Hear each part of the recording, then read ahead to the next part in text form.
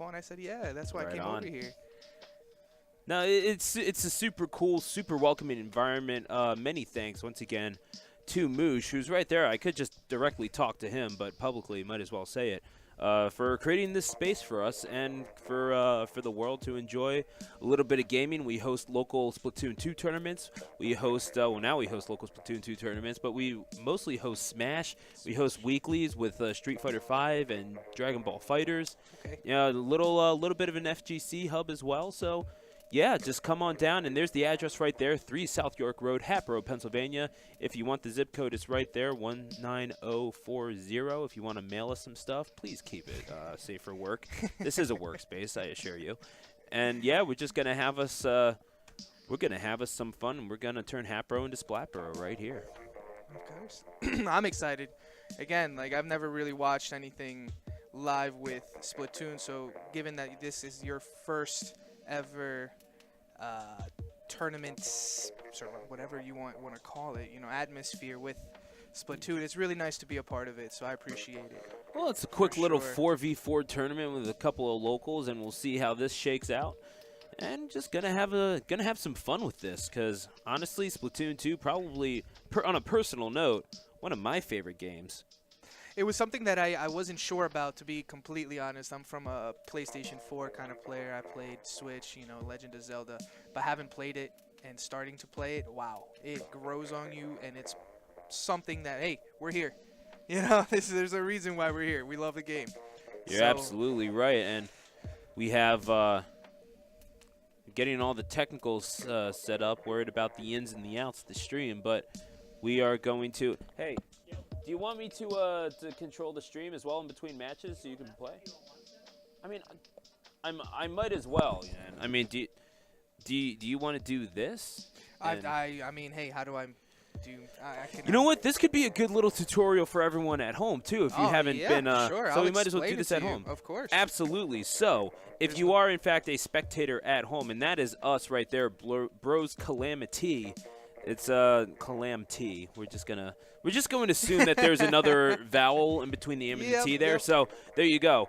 But if you are spectating a match and you're online, you just hold the ZL button, and then you'll see the players. Okay. You'll see the players on the top of the screen, and then you just hit that, and it'll go to the view of that player. Okay. Perfect. Whether it's the X, Y, A, or B, or the on the right Joy-Con, or the up, left, right, or down on the left Joy-Con, and to return to the map view, just hit the control stick on the right. The viewers are at home are going to have to bear with me. This is my first time also using the spectator mode, so it'll be something fun that we can both experience together. Absolutely. And we're going to have to see. Well, I mean, it's not a super tense tournament atmosphere. This is not at all. Yeah, the U.S.-Canada Inkling Open, this is not, but certainly our representatives for the United States and Canada set to destroy X, going to be tearing stuff up and see if they can preserve the title for the United States in the Splatoon 2 World Inkling Invitational. They seem pretty strong, so I'm hoping that they can give them a good game to at least watch. That's also a good thing to spectate, watching those and kind of seeing how they play and going with trying to change up your game style. It definitely shows just how well this game looks and just how good it looks at the top levels of the game, and it's remarkable to see just how good one can get at Splatoon 2, especially with a few returning players from last year's returning Deadbeat team that wound up making up set to destroy X. 2 of those players are returning. They might be the odds-on favorite, but of course you have players like Dynamon from Japan returning for the Japanese team that's coming in, and from New Zealand and Australia. Those are the teams basically, and it's definitely going to be an interesting atmosphere. But that is going to wait for E3. For now, we're just gonna have ourselves a good old-fashioned Splatoon 2 tournament right here in Hatboro, Pennsylvania. We're starting off the game with Splat Zones, so it should be an interesting game to see how these teams match up against each other. Everyone choosing their guns and make sure everybody's matched up well. something that I did learn from playing Splatoons more and more. The more strategy involved in it, even in Turf 4. In Turf 4, you would think it's just splatting the ground, but hey, you got to go in and strategic too, right? No, you're absolutely right. And Turf War in particular is really the basic game mode where you just kind of learn what you're doing in the game. When you see things like when you start seeing things like Splat Zones or Tower Control, that's when you start getting into the intricacies of the game. And here we go. Here we go. This will be the Getting first match started. of the Splatoon 2. Well, it's no real formal name for it, but nonetheless, the box is locked, the lights are on. It's Inkling fighting time. Welcome to Splatboro. Let's get things started. Green team moving a little bit quicker, getting to the area. Let's see how we're starting off here. 100%. 100% playing the NZAP 85. Green team playing the Hero Dually replicas. Oh, aren't you fancy finishing hero mode? Along with the Sorella Brella, the NZAP 89, and the Ink Brush. Definitely an in-your-face close-range set. Let's take a look at this sniper over here. Look at him. Wow, and the Astro. Stingray coming out. The Stingray meta absolutely decimating the green team, and that is the power of that Splat Charger with the Stingray. And again, the orange team set, the Splooshomatic, Splatter Shot, the Splat Charger, and the Aerospray. Definitely a set that enunciates ink coverage, but also a little bit of insurance long distance wise. See if Astro can pick people off with that Splat Charger, and he does, doing a masterful job, but it is green in control. Let's take a look over here at another weapon, a little faster weapon, BP Daddy. Let's take actually a look at the green team over here. 100% again. Let's go over here. Let's see how this. And again, oh wow, just What barely a avoided that. dodge. And the NZAP 89, definitely a weapon that that enunciates ink coverage, but also but is also a weapon that seems to. Sorry, I am controlling the camera right now. It was something I had to make sure we were figuring out how to do. Lido Finito over here with this arrow. Aerospray right now Aerospray. covering the zone and dominating it, but will green get a push going here? The Sorella Brella. It is a big weapon up close, but again, using that, activating the special with the Splat Bomb launcher, seeing if they could get some kind of push going, and is good at taking the zone, away, and they do in fact recover the zone. They're starting to cut into their penalty. It is 2-2 on the field, 1-2 on the field, and oh my goodness. Down for green. Orange seems to be in control right now. The orange team, my goodness, there are things that feel a little bit better than a Splat Charger to the face, I would imagine. The splashdown being executed by, I believe it was the Ink Brush there, and wow, picks off 100%, and Dan, Double kill with the sniper. Get that triple. It is 3-1 on the field, and my goodness, eventually it is the man. Splat Bomb that does it, but my, oh my. Someone had to bring him down. Orange seems to be running away with it as Orange has cut into the penalty, and they are 14 away from victory. Is a 90 count right now, but wait a second. Got 5 seconds. Green has something to say about that. Can they get it off in time? And Orange loses control. Oh, but they take it back. And just like that, it is a knockout victory for the Orange team.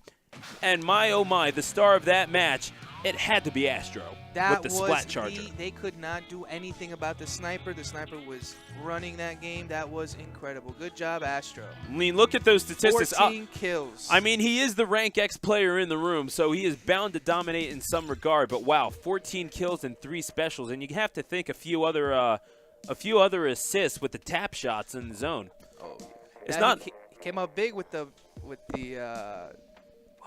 sniper one. I forget the other. With the Splat Charger, yes. Yes. No, you're absolutely right, and it is definitely a sure sign of confidence when you see someone with a long-range weapon like a Splat Charger just going into the zone like that. But you saw Astro using it as a coverage weapon as well with those tap shots, just laying out line of ink after ink after ink, giving himself the space that he needed, and when it was time, bringing the hammer down with the Stingray. The Stingray, that's right.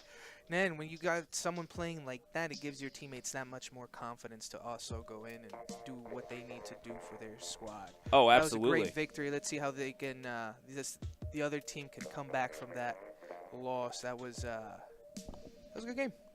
Good game. I agree. And we're going to have to see exactly what genetically altered mutant squids versus a squishy what. Kind of love those names. And we're going to see exactly what happens between these two teams again. But as we saw, it was a very with Pink, it was a very, let's say, between Alpha Team, it was a very close range oriented set. And it wasn't, and it's not like they didn't emphasize ink coverage on Bravo as well, but it was certainly the team that that had a bit of a distance advantage just with that Splat Charger. Just enough. It was just enough. It was great. That's sometimes that happens. One person can really change the game with their favorite weapon, just kind of keeping everyone at bay. Absolutely, and it is definitely a worthy player of that, and we will have to see how Alpha Team responds to that particular event. And we're going to get the team names real quick. Just keep talking to these people. We have Splat Zones at the Reef. What do you know about the Reef, man? Oh, man, the Reef. What a great map. Got to make sure. Get to the middle the quickest way possible. That is the main key to most of these ranked games. Aside from Turf War, you just got to make sure everything is painted. With these, you got to make sure you hit that middle quick and make sure you get control of the Splat Zones, because that way you're able to run the game a lot better. Let's get this game started. Everybody's readied up. Let's get this second game underway. We're going to see if Squishy What can take the set. And here we go. It is Splat Zones at the Reef, and again, it's that Splat Zone right underneath the bridge. Now in Turf War, the ink counts both underneath and over the bridge, but in Splat Zones, it's you're dealing with the trolls under the bridge for the entire match. And it is purple that takes this. We're going to see here. It's that is Take orange. a look at Astro. Astro switched away from the sniper this time around. He saw the difference in the map and made. He's over here using the jet back masterful here. With the ink jet thus far. Let's see what he can do here. He's using that Tentatech splatter shot, a very popular weapon, very good all around with the splat bomb subs. Nice kill. Catches the sniper with on Dan, and again that's genetically altered mutant squids. Wow, clears out the table, and this could be a dominating victory for this team. Using an arrow spray, Tentatech splatter shot, splat roller, and sploosh o-matic. Oh, Astro is on fire. Wow. Right now. Someone 100%. And finally, 100% takes it. Will it be in time? They lost control at 1. And they're in control. 75 points added on. A 75-point penalty, but it is it is orange that loses it quite quickly. And again, that's genetically altered mutant squids using that umbrella. Oh my goodness! The NZAP 8985, the Sorel umbrella, and the Hero replica charger, I believe it was. And I mean, again, a set they seem to get the message about long range, but not really sure what that's going to do against you. And the Reef is not exactly the sniper's favorite map. Leader gets taken down there by one of those pesky grenades being thrown at everybody. It's going to happen with these kind of splat zones. You have to make sure your ink is in there. Make sure your team is in charge. You have to make sure that you clear out the dance floor sometimes, and that's exactly what MC did with his Sorella umbrella. And he is throwing the bombs up just for a little bit of insurance, trying to control the route of both of these teams. It's just a matter of coordination at this point, but the curling bomb rush coming in from that arrow spray. And we're seeing Astro right now with the Tentatech doing work with the inkjet, which has become quite a popular special weapon in the meta as of late. Very skill-based weapon. You do need to make sure that you hit your shots. Always. And 100% caught sleeping there. Left and right. Oh, you know, You have to think that suction bomb gave him the confidence to charge in like that. Get yourself a triple, young man. You know, we had no type of favorite, but guess what? Astro was not in the games. We were warming up. I'll tell you what.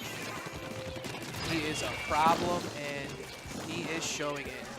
And again, we'll work with that. Oh wow, that guy with the Stingray is in trouble, and there it goes.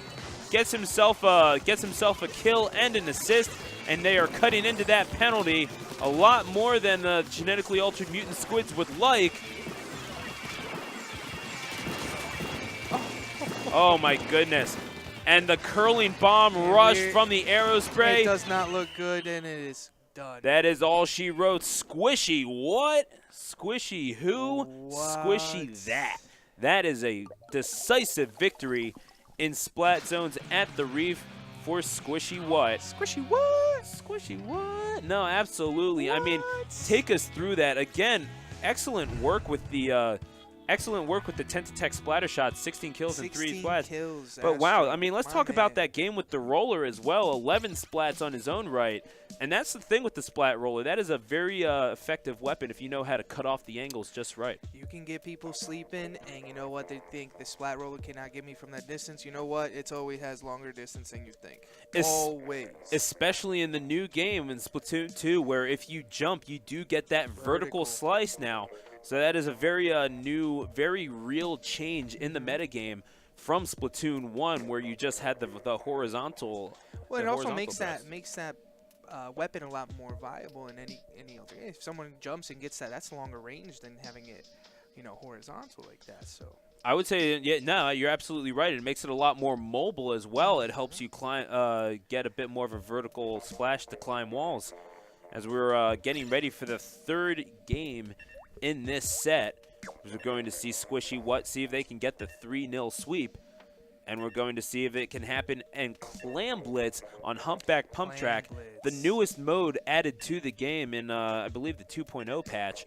And it's an interesting mode, Clam Blitz. It's difficult to master, but once you get the hang of it, it's not as bad as you might think. You know, it's something that a lot of people, when I was reading about this game, you know, I don't like Clam Blitz, I don't like Clam Blitz, whatever.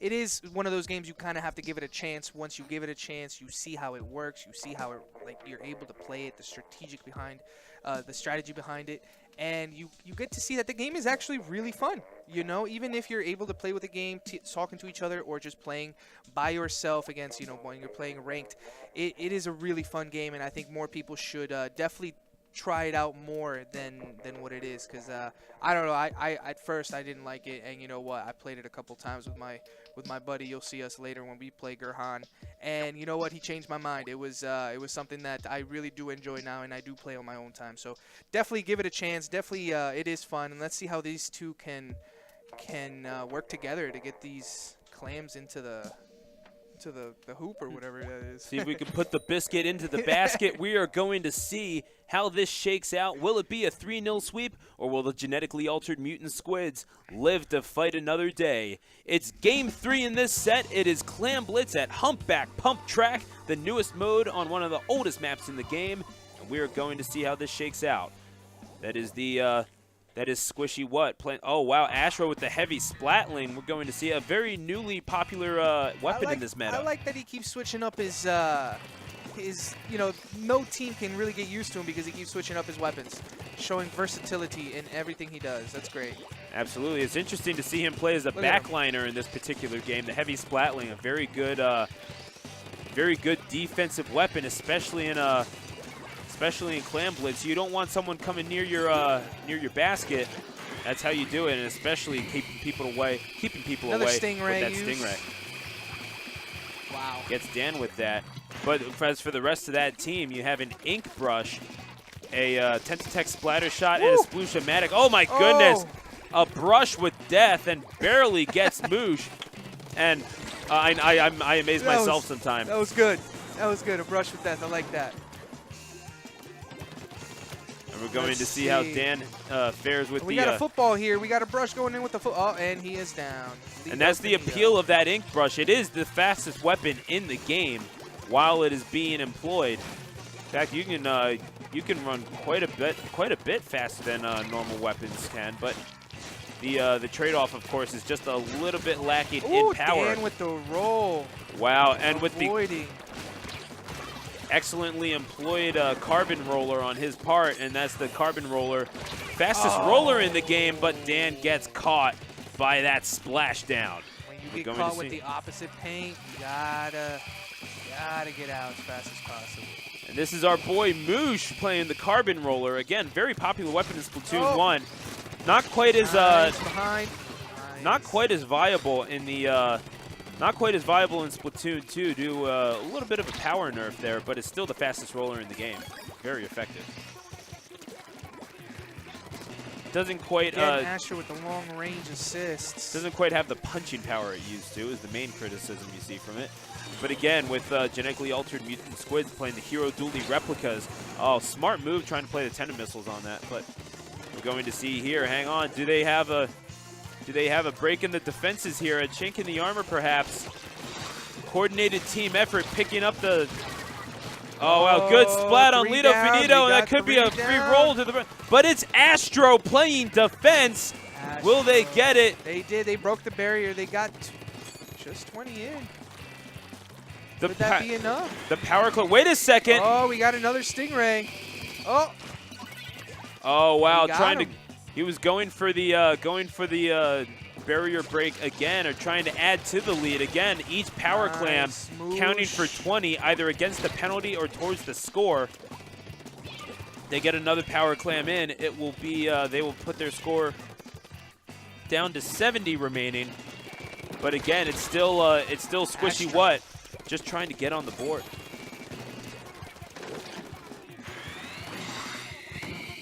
And again, oh, the Stingray coming into play here.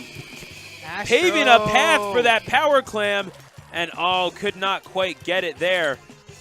Oh, it's 3v1. No, there's no way. No, they're closing in on it, and they are making darn sure that that power clam does not become a factor, and that is MC 100% and Moosh all contributing an effort to making that happen. But that heavy Splatling is coming back just a little bit, trying to see if they can stop the counter here. But it really is genetically altered Mutant Squids getting pushed back quite a bit here, even though they have the lead. They are getting pushed back. Oh, but well they executed there. are also holding their ground. Pretty good. There's 2 down right there. Astro perhaps getting a little greedy. The heavy Splatling, it is a backline weapon primarily. Good defensive weapon if you're trying to keep a prospective barrier breaker at bay, but it is not the weapon you want to be charging into the front lines with usually. I would agree with that. We see MC over here playing defense, which is not bad. You have only 30 seconds left. Squishy What is going to have to make a pretty darn good collaborated effort to make and break this barrier. Oh, and the splashdown catches Moosh. That's 1 down. We got 2 down. This is their push right now. They need to make this happen now. Get yourself a Splooshomatic double, young man. But there is a baller in play that takes out quite a few of his teammates. But the threat is eventually neutralized, but it's quite a bit close to base. They're just trying to keep them at bay. There's 9 seconds left. Do they have enough clams? They don't have enough clams to do this. Like this is going to be feasible. That is going to do it. No power clams to be found for Squishy What, and it is the genetically altered Mutant Squids taking Game 3 in Clam Blitz. They avoid the sweep, and it was well done. All it took was 1 well-placed power clam and a well-coordinated effort to break the barrier. Sometimes the teams are so even that that's all it takes. Playing great defense. One time, one good push was able to break the barrier. That's all we needed for this game. And it's also great to see how the different game types matter in regards to the teams. You know, I'm glad to see that Squishy genetically altered Mutants Squids. It is a mouthful, that name. Yeah, it is. It is. You know what it is. And as you saw the individual efforts coming into play in that game as well. The start of that game, absolutely. I mean, yeah, he runs the place, but we're not paid to suck up to him, I assure you. Moosh, with the 14 splats, definitely contributing to that effort, and certainly was part of that big push to get that barrier broken. Great defensive work the entire time. Absolutely. And, I mean, there's only so much that Astro could have done. Again, 16 splats, with the heavy splatling. Again, a very defensive weapon, but the push just wasn't there. We saw him try with the Stingray, but it was very good defensive work by both Moosh and oh, absolutely, yeah, no. Good defensive work by Moosh and really everyone on the team to make sure that that the barrier breakage was not a thing that happened there. And I like, it's not that serious here. You know, we're all having fun, getting together, playing against each other in a very nice spot. I like this. I like this a lot. Absolutely. No, this is what it's all about, just getting together, having some fun. Not a super serious tournament atmosphere. We're just kind of getting around, grabbing our Switches, and playing some Splatoon 2. The way it should be. You know, the way it should be. It's a beautiful day to stay inside and play Splatoon. Look at this. Absolutely. Taking selfies. Look at that. Get the squad going. Absolutely. No, it's a rockin' party over here at the laboratory. I like that. And there's the address on the screen. Hey, if you're in the greater Philadelphia area, we're just a ride down the turnpike away. You see the address on your screen right there, 3 South York Road, Hatboro, Pennsylvania. And we are going to get started real quick here. It is Clam Blitz once again at Arawana Mall. This is definitely an interesting map, one with very high fluctuations in elevation. Yes, A bit of a sniper's nest, this one. It should be interesting what the selections are. I wish we could see what guns they were using, but yeah, I'd be interested to see if Astro pulls out his sniper again. I mean, it would be this or Moray Towers would be the map to do it. Certainly a narrow map as well, not a lot of variants, but there are a lot of lanes to go in and out of at differing elevations. It's definitely an interesting map, if nothing else. It's also great to see just the way people play and how they take those lanes and how it differs from player to player. You know, it's always great to see. It's always great to see. I like it. We are waiting to see the selection of both Astro and BP Daddy, but we saw Lito Finito doing quite well himself with the Aerospray this whole time. And it is a very big difference when you have a lot of room to work with, and when you have a guy in the back lines with the Aerospray just kind of covering ground behind you, gives you a little bit more space to work with. It's so important in these matches. This is another reason why I'm glad that most of the people that I'm around with at home got this, because we're able to do that. One person's good with spraying, one person's good with the long range. It's good to have that variety on your squad. That way you're able to pull out these wins. Look at Lito Finito's switch of pace with the bucket here. Well, you called it correctly. It is, in fact, a Splat Charger being employed by Astro. And as for the rest of the team, they are using a Tri-Slosher. The Splat Charger, as mentioned again. Lito Finito with the Aerospray and the Sploosha-matic. I believe that's BP Daddy. I will check to confirm that very quickly. Yes, it is. Very familiar weapon selection by these two. I mean, ink coverage being emphasized in all these modes, so it certainly makes sense. But that is on the wrong end of an NZAP. There was Lito Finito, BP Daddy, I should say, and that is genetically altered Mutant Squids countering with the Hero Dually weapon, because the Ink Brush, the NZAP 89, and the Carbon Roller, a familiar set used by both of these teams. Not much variance. Oh my goodness. Sniper with Astro. Astro's going to be a problem. They're going to have to worry about him. Gonna be a problem. He's been a problem for quite some time. 100% never had a chance. And MC Bartender make that a double. Could we have one more in his sight? BP Daddy takes care of that. The Sploosha-matic, one of the best close-range weapons in the entire game. In the air. Goodness. Oh, my God. Take that and rewind it back. That was a highlight reel snipe by Astro. Someone signed the kid. He's on a squad. You're good. I mean, certainly after this, there's a prospect of it. But, I mean, this isn't even all the players that we have here. This is just Squishy What. We do have another team in store for them. And it seems like they have a Power Clam ready to go, but it is being well covered by the genetically altered Mutant Squids. We're watching Dan playing those Hero Dually replicas. Tried to catch him with that Splat Bomb. Oh, wow. What a play. Good trade there by the Aerospray user. That was, in fact, who was that? That was, I can't remember his name all of a sudden. But there's Moose stalking. The Aerospray is Lito. Oh, no. Yeah, that's right, Lito Finito. You're right. No, Lito's playing, no, I forgot. Lito's playing the bucket. That is not Lito. To this one. Oh, good catch. So that's why I have you here, mate. Oh, those auto bombs there. I would have to say, on a personal note, auto bombs probably the most annoying weapons in the game. But that is very much a compliment to the auto bomb itself. Oh. Wow, and he Oh, gets what caught by a the hero kill. dualies. Dan with his rolls. And again, a weapon that did not exist in the What the prior game. Oh, he caught got missing. him. And that's Pocho. Pocho's not going to let that happen that easily. Pocho well played with the arrow spray, but I mean, just a swing and a miss with the, oh wait, did he just? He did, what? It's a Okay. he catches the kill that anyway. that was all planned. Oh yeah, That was 100% planned. all part of Pocho's plan, and that is the intricacy of the strategy behind these games. What a snipe! Oh, Catches Moosh, and they had a power clam ready to go. Pocho with some insurance with that arrow spray near the power clam, and that is all she wrote for that power clam. But there is another one in store. you know, Going to have and to it see who seems like has that. to me like another evenly matched game here. You know, it's a good defense, and you just need one good push to break the barrier. It seems like here. Absolutely right dead here. Even. And 100. only so much one can do with that carbon roller there, and we're going to see what happens. MC with a power clam here.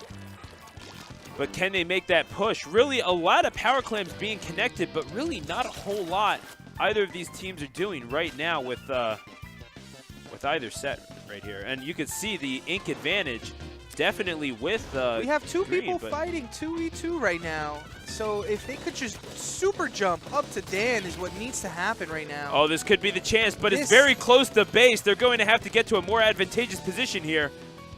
No super jump as of yet. We have Moosh with a power clam, just trying to stay alive. I mean, if I were a betting man, I would think that someone would have to go over towards that base. We're going to have to see how that shakes out. Dan But is still creating havoc over there, so someone needs to help give the guy a break. really no one around the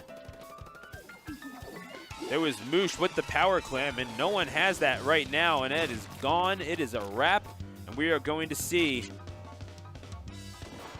Still figuring out the controls here, folks. Bear with us. There is Someone very close with the power clam. BP Daddy making a run for it. Cannot get there in time. We will go into overtime with a fresh new set of power clams. Wait a second. There he goes. All he needs is one more power clam. There he BP goes. Daddy is alone. Breaks the Did he get it? barrier. He got it. With the BP win. Daddy. Last second win. This is why we play this game. BP Daddy with the win.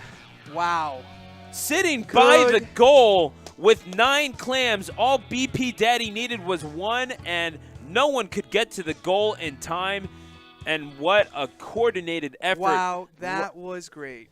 And that was Squishy What denying the genetically altered mutant squids at the death at the 11th hour, takes the victory just as it went into overtime. That's the beauty of Clam Blitz. You're able to throw your clams to your teammates if they needed one. You saw your teammates throw the clams at his teammate because he needed just a couple more to create the football. That was a great show. That was a great game. Good ending to it. Another bout of Clam Blitz coming up, this time at Sturgeon Shipyard. And we are going to see. All right, we're going to, yes, the player cameras. I'm just, see, I'm just trying to make sure that I know what I'm doing. Because. Oh, there's an objective camera. Oh, yeah, no, that's what I was hitting this whole time. And we're going to see just how this will shake out between these two teams. And again, it is 3-1. I can't really imagine it's going to be much longer. And yeah, you're right. Here we are, Sturgeon Shipyard, a very open map, all things considered. And this is Clam Blitz. We're going to see how much turf coverage is emphasized here as we approach Game 5. Let's see what we playing got the ink here. brush, and 2 arrow sprays, a Sploosh-o-matic, and a Tentatech splatter shot, and that I can only imagine is Astro. Yes, it is. This is a very close range, mid-range set here. But yeah, again, the name of the game being ink coverage. But 2 arrow sprays, my goodness. 100% Astro doesn't already going in with the kill. And that was 100% with the NZAP 89. And again, then playing a carbon roller, NZAP 89, ink brush, and hero dually replicas. this is going to be a very knockdown, grab out, punch him in the face type matchup here. I like the way you put those together. Here we go. Let's see. We got 2 players with 9. Let's see who can make theirs 10 first in order to create that power clam. All they need is 1. Dan needs someone to throw him a clam there. Oh, but not in time. Out. Blue squad came in, said no, not today. Astro in the middle still doing absolute. Moosh is going for that.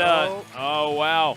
But denied at the very end. Gets Moosh and Dan in pursuit of that 1 power clam. And both of these teams, and like we said, it's a very close-range contest.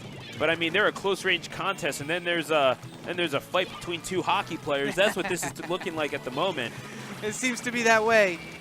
And you know what? It seems to be both teams are kind of, again, fighting defense, trying to make some pushes, but let's see here what Astro can do over here on this. Oh, everybody. Wow. And the trade-off between Astro and, oh, wow, look at that set. All swim speed. It's all. And there's Astro on the reset. It is 4-3 on the field right now in favor of genetically altered Mutant Squids. You can see how quickly he moves now that you mention it. You know what? That's a great. I'm coming from a person that does not use motion controls personally. You know what? One of the reasons is my movement suffers because I'm worried too much about the motion controls.